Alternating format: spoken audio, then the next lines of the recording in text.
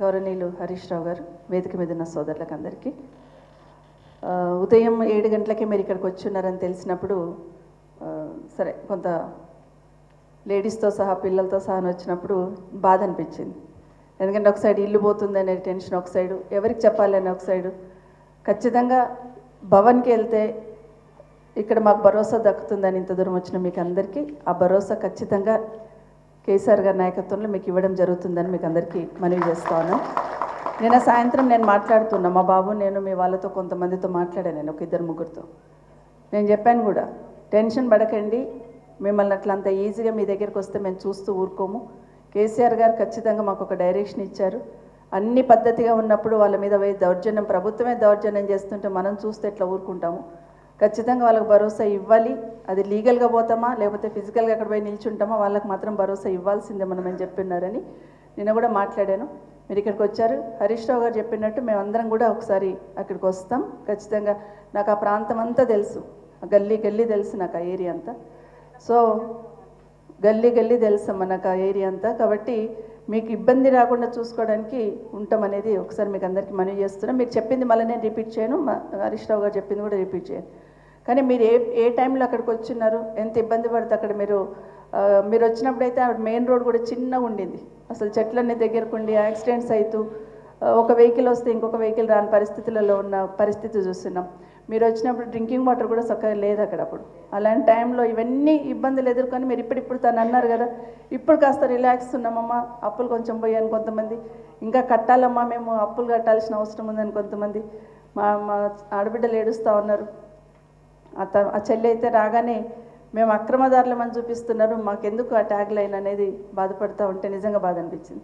నిజంగా ఉదయం చూస్తూ ఉంటే టీవీలలో చూస్తూ ఉంటే అదే అనిపించింది. రాత్రంతా దొంగలు వచ్చి ఎక్కడ కొడతారని గతంలో పూర్వకాలం దొంగల కోసం కావాలి ఉండేవాళ్ళు. కానీ ఇప్పుడు ప్రభుత్వం ఎక్కడొచ్చి మీద పడి మమ్మల్ని కొట్టేస్తుందని భయంతో ఈరోజు బతుకుతున్న పరిస్థితి ఈరోజు రేవంత్ రెడ్డి గారు తీసుకొచ్చారు. కేసీఆర్ అంటే ఒక భరోసా, కేసీఆర్ పాలన ఒక భరోసాగా ఉన్నామంటే ఈరోజు ఈయన వచ్చిన 9 నెలల్లో ఒక రకమైన రాక్షసానందం పొందుతున్నాడేమో అనిపిస్తుంది. మీరందరూ ఏడుస్తుంటే బాధపడుతుంటే దాంట్లో ఆనందాన్ని పొందుతున్నాడేమో. నిజంగానైనా మిమ్మల్ని ఇల్లీగల్గా కట్టున్నారు, బఫర్లో కట్టున్నారు ప్రశ్నిస్తున్న ముఖ్యమంత్రి గారు, మీ ఇల్లే చెరువులో ఉంది, ముందు అది తీసుకొని రండి, వచ్చి వీళ్ళకి సమాధానం చెప్పాలి. ఎందుకంటే మీ కొడంగల్లోనే మీరు చెరువు కుంటలు కట్టి ఉన్నారు, దానికి సమాధానం చెప్పకుండా ఇక్కడ వచ్చి వీళ్ళ మీద పడి మీరు ఇది చేస్తున్నారని మాట్లాడడం కరెక్ట్ కాదు. తప్పకుండా మేము పార్టీ తరఫున మీకు అండగా ఉంటాం. అర్ధరాత్రి అయినా కూడా మీరు ఫోన్ చేసినా మా బాబు ఉంటాడు, నేను ఉంటాను, పార్టీ తరఫున హరీష్ రావు గారు ఉంటారు, కేటీఆర్ గారు ఉంటారు, అందరం ఉంటాం. కాబట్టి మీరందరూ కూడా ధైర్యంగా ఉండండి. హరీష్ రావు గారు చెప్పినట్టు టెన్షన్ పడకండి, తొందరపడకండి, ఆరోగ్యాలు ఇది కాకుండా ఖచ్చితంగా లీగల్గా ఫైట్ చేస్తాం, ఫిజికల్ కూడా అక్కడ వచ్చి మీకు నిలిచిన ప్రయత్నం చేస్తాం.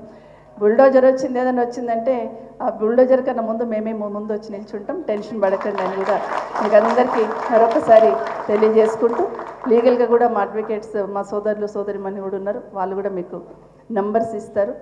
మా నంబర్ అయితే చాలామంది దగ్గర ఉంది, అక్కడ ఆ ఏరియాలో చాలామంది దగ్గర ఉంటుంది. సో ఎప్పుడున్నా మేము భరోసా ఇస్తాం. మీరు కూడా 10 మందికి ఆ ధైర్యం ఇచ్చే ప్రయత్నం చేయండి. ఎందుకంటే నిజంగానే అన్ని పర్మిషన్స్ తీసుకొని కట్టుకున్న వాళ్ళకి ఇంత అరాచకం చేసే ప్రయత్నం చేస్తున్నారు. ఇంతకుముందు హరీష్ రావు గారు చెప్పినట్టు నిజంగానే పైన వాళ్ళ పెద్దలన్నా స్పందించాలి. నాకు ఏమర్థమైందంటే కేసీఆర్ గారు బాగా చేస్తున్నారు, ఒక ఇమేజ్ తీసుకొచ్చినారు హైదరాబాద్కి తెలంగాణకి. ఈ ఇమేజ్ని ఎట్లా డ్యామేజ్ చేయాలని కంకణం కట్టుకున్నట్టుగా అనిపిస్తుంది రేవంత్ రెడ్డి గారు. ఇక్కడున్న కంపెనీలన్నీ పక్కకి వెళ్ళిపోవాలి, ఇక్కడ ఉన్న వాళ్ళందరూ పక్కకి వెళ్ళిపోవాలి, ఇక్కడ డ్యామేజ్ కావాలని ప్రయత్నం చేసి ఒక విధ్వంసాన్ని సృష్టిస్తున్న ప్రయత్నం చేస్తున్నాడు. ఇది మనం అందరం చూస్తున్నాం.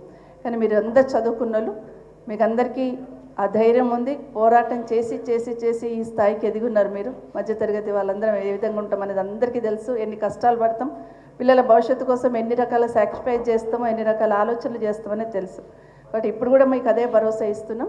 ధైర్యంగా ఉండండి, మీ వరకు ఎవరు రాకుండా ఉంటారు, ఉండాలి, ఖచ్చితంగా సమాధానం చెప్పాలి. హరీష్ రావు గారు చెప్పినట్టు నిజంగానే అందరినీ పిలిచి మాట్లాడితే, ఆల్ పార్టీని పిలిచి మాట్లాడితే దానికి ఒక కంక్లూజన్ అని వస్తుంది.